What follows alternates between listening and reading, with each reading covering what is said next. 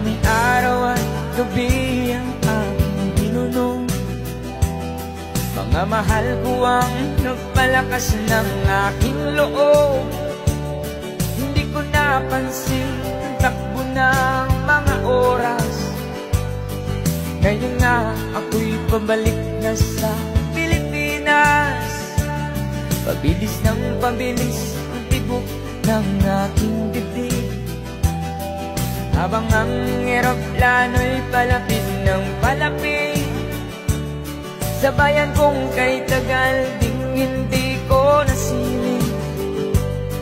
Ngayon ay muli ko na itong mamamasid.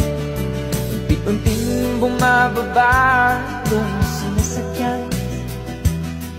Sabi ng stewardess tuwing ng upuan, lalapag ng eroplano sa aking inang bayan.